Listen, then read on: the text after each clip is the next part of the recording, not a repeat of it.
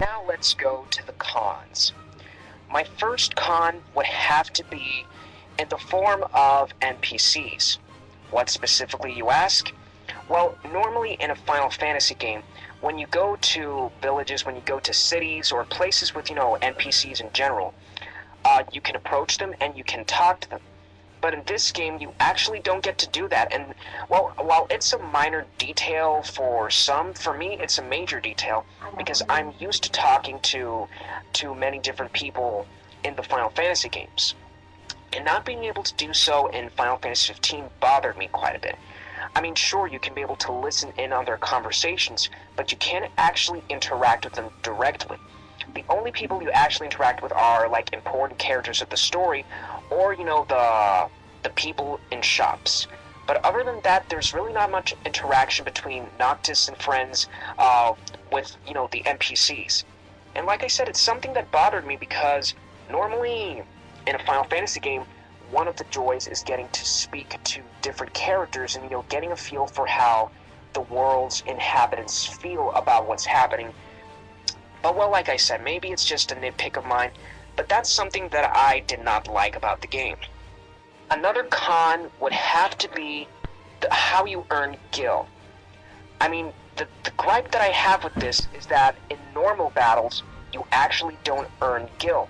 And that's something that bothered me. The only way that you actually earn gil is by doing monster hunts and by selling valuable items that you find around the environment. But other than that, if you don't do monster hunts and if you don't sell valuable items you find, you are basically broke in the game.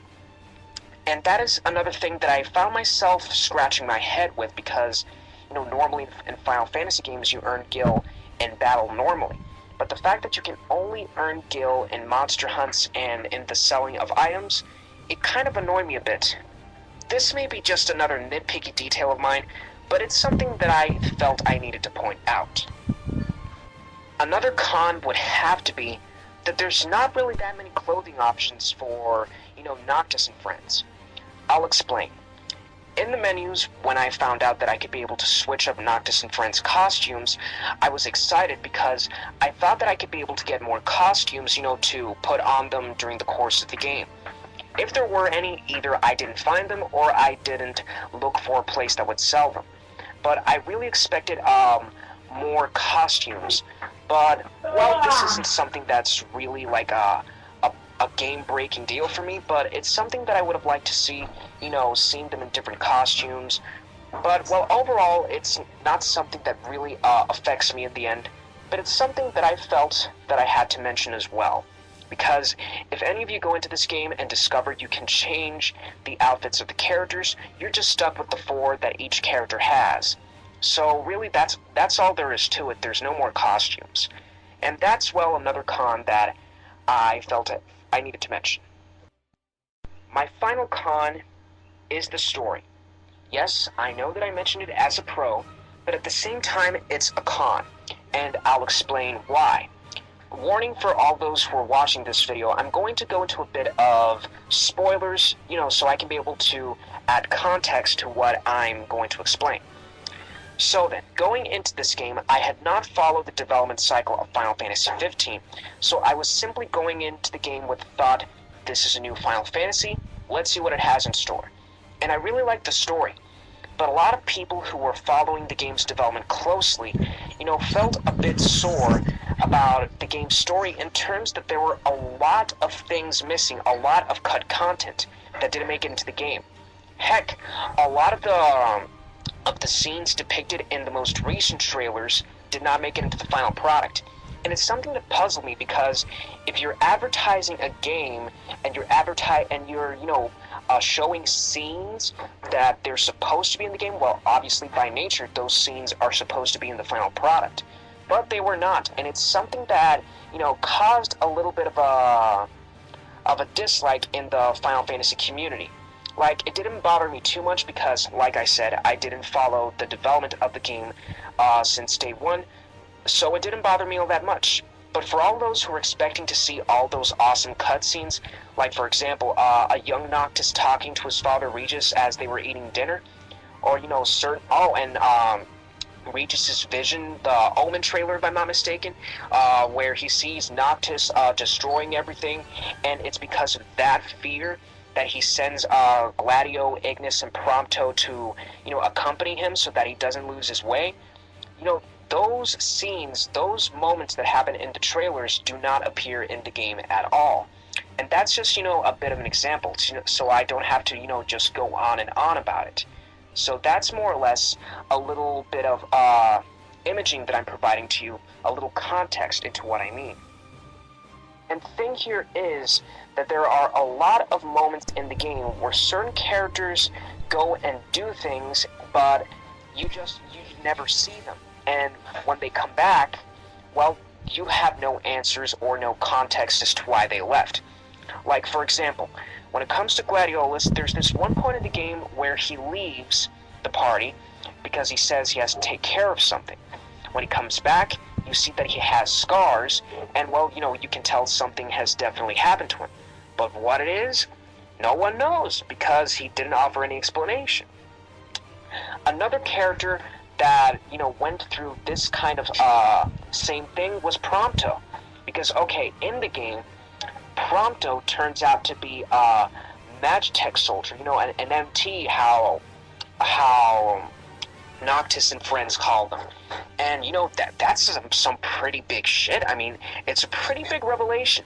And you think that you'd get to see when Arden reveals this crucial fact to Prompto, and we see maybe Prompto break down and be in shock and, not believe what's happening or think that Arden is lying. But no, we don't see that at all. We don't get to see how Prompto reacts to this revelation firsthand. He just tells, we only know of how he's an MT because Arden delivers cryptic clues, and when Prompto confesses the fact to his friends. And they're like, well, it doesn't matter, you're one of us, you're our friend, and whatever, so okay, everything's good and dandy. But, we didn't get to see Prompto reacting to this revelation firsthand.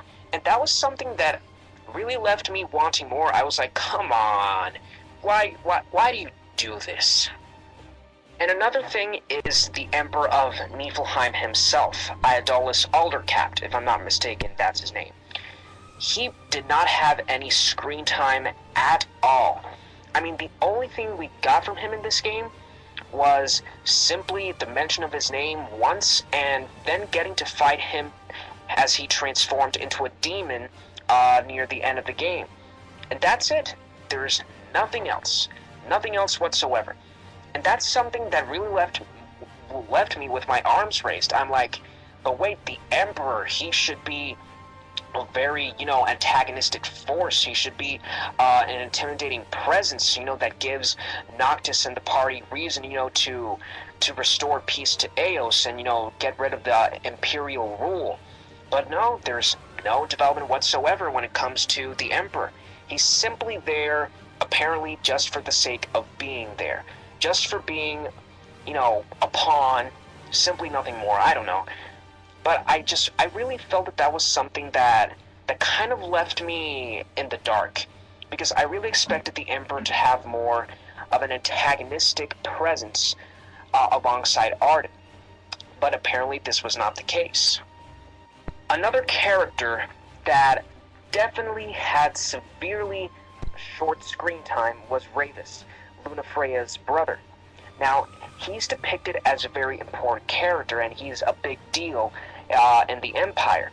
And okay, we get that, but we only get to see him like once, twice, maybe thrice in the game. And there's this one part when he's talking to Lunafreya about how she has to be the one to guide Noctis on his way to fulfill his destiny. Oh, and he has King Regis' sword to boot. And really, there's no character development for Ravus whatsoever.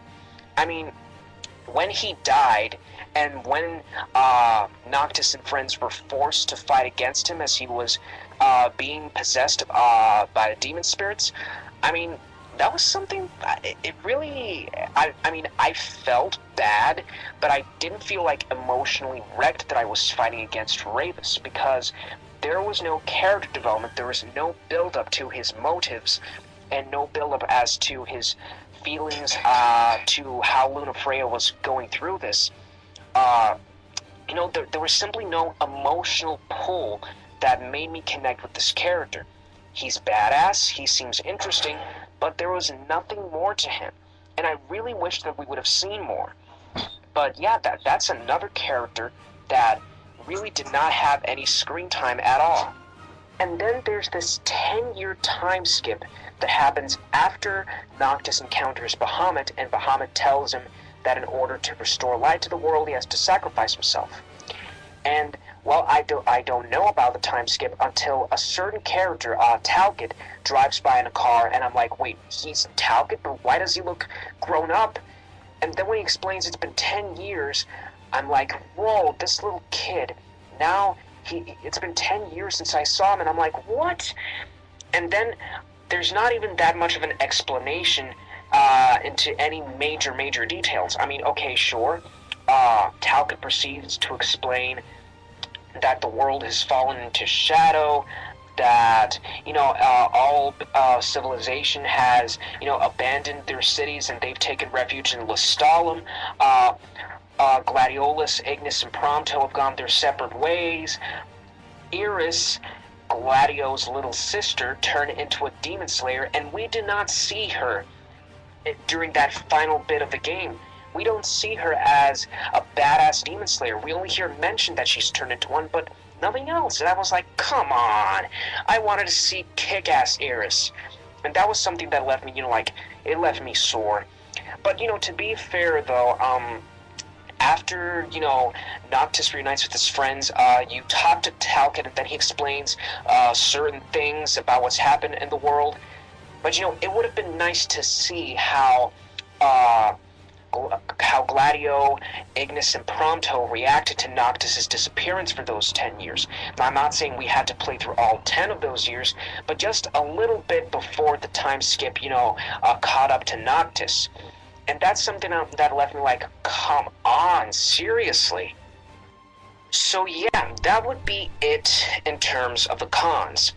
Overall, Final Fantasy XV is an amazing entry in the long-running Final Fantasy franchise, and it's definitely injected new lifeblood into the series, and I'm pretty sure that it's solidified Final Fantasy as a major player, and it will continue to be a major player for many more years to come. I mean, the game is amazing. I mean, sure, it has its flaws, but hey, every game has flaws. No game is perfect. And for what it is, Final Fantasy is an entertaining game with amazing gameplay, a good story, amazing music, and overall pretty darn awesome graphics.